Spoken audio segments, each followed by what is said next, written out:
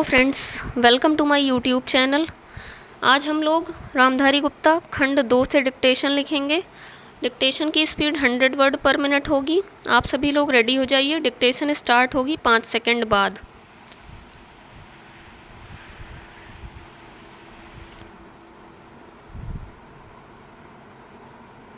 महोदय, भारतीय उद्योग परिसंघ के शताब्दी समारोहों के अवसर पर यहाँ आकर मुझे बड़ी प्रसन्नता हो रही है।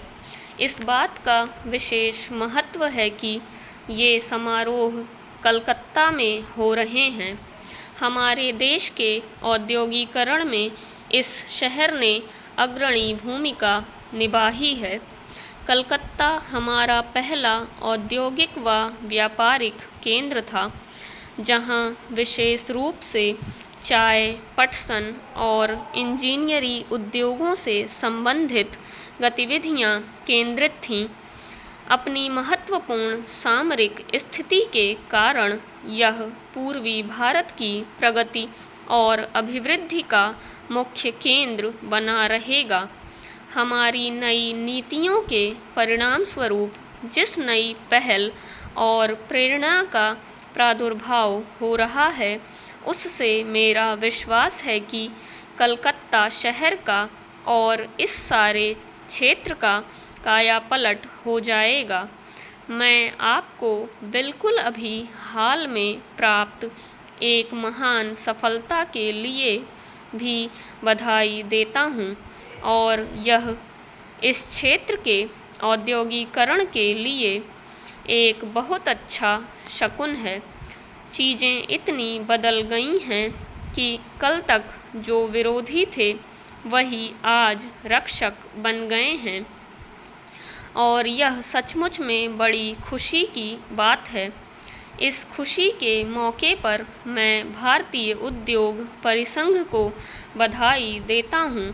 सन 1895 में केवल 5 इंजीनियरिंग कंपनियाँ इसकी सदस्य थीं। आज इसमें इतना बदलाव आया है कि यह 3000 सदस्यों वाला एक शीर्ष संगठन बन गया है, जिसमें बड़े, मध्यम और छोटे सभी उद्योग शामिल हैं, और यह वास्तव में एक शानदार सफलता है। आपके संगठन में सभी विविध प्रकार के व्यावसायिक और औद्योगिक हितों का समावेश है। आपने यह फासला इतनी सफलता से तय किया है कि अगली दीर्घ यात्रा भी अच्छी तरह पूरी होने की आशा बलवती हो जाती है। जब हम यात्राओं की बातें कर रहे हैं, तो इस अवसर पर यह विचार करना भी उचित ही होगा कि हम कहाँ पर थे, आज हम कहाँ हैं और हमारा लक्ष्य कहाँ जाने का है। 1991 में हमने जिस गंभीर आर्थिक संकट का सामना किया था, मुझे उसके विस्तार में जाने की कोई ज़रूरत नहीं। आज आप जितने लोग यहाँ उपस्थित हैं, उन सब को उस संकट के बारे में व्यक्तिगत और प्रत्यक्ष जानकारी है। यह भी अच्छी बात है कि लगता है कि लोग संकट के उन दिनों को भुला बैठे हैं, और मानव प्रकृति का यह बहुत अच्छा गुण है।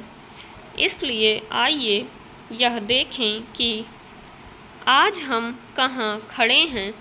जैसा कि आपको भी लगता है कि हमारी अर्थव्यवस्था पुनः उठ रही है, और विशेषकर उद्योग के क्षेत्र में, निर्माण के क्षेत्र में वर्ष के पहले 4 महीनों में जो 9% की वृद्धि हुई है, वह निसंदेह उत्साहजनक है। चूँकि यह प्रगति बड़ी व्यापक है और औद्योगिक क्षेत्र के सभी खंडों में हुई है, इससे हमारी अर्थव्यवस्था को बड़ा बल मिला है। पिछले 3 वर्षों में उद्योगों की आधारिक संरचना में निरंतर सतत प्रगति दिख पड़ती है।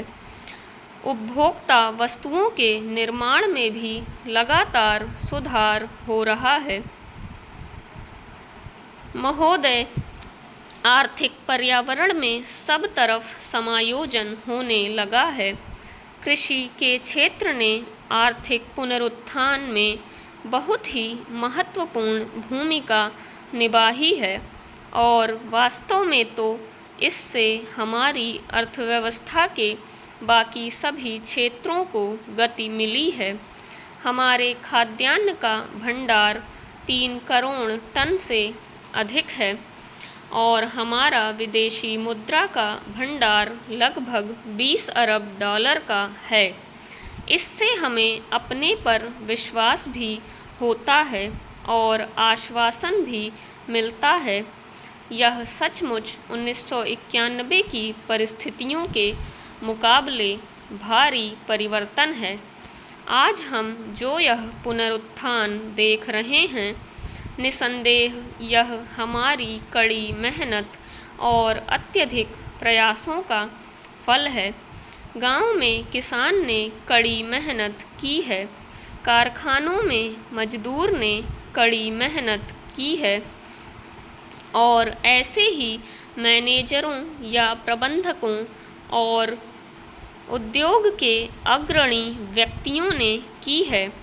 1991 में हमने जिन सुधारों की घोषणा की थी, उसे व्यापक स्वागत और समर्थन मिला है और उसी के परिणामस्वरूप यह संभव हुआ है कि हम सब मिलकर देश को संकट से उबार सकें। चाहे इसे आप किसी भी स्तर से मापिए, यह एक भगीरथ प्रयास था। अब तक हमें जो सफलता मिली है, उससे हमें उत्साह मिलना चाहिए और हमें नई प्रतिबद्धता के साथ आगे बढ़ना चाहिए। मैंने यह कई बार कहा है कि किसी भी प्रयास के सफल होने की सबसे पक्की गारंटी यह होती है कि उसके पीछे आम सहमति हो। हमारे सुधार अब तक इसलिए आगे बढ़ सके हैं कि उन्हें व्यापक स्वीकृति मिली है। अब तक मेरा यह प्रयास रहा है, अब भी यही प्रयास है और आगे भी यही प्रयास रहेगा कि इन सुधारों पर आधारित हमारी आर्थिक नीतियों के पैरामीटर को आम सहमति मिलनी चाहिए, ताकि यह नीति सच्चे अर्थों में स्थिरता ला सके। आज जब मैं स्थिति का जायजा ले रहा हूँ, तो मुझे यह देखकर प्रोत्साहन मिलता है कि सचमुच में ऐसी ही स्थिति है। मुझे निश्चय है कि सभी राज्य यह चाहते हैं और यह उनकी आवश्यकता भी है कि तेजी से औद्योगीकरण हो।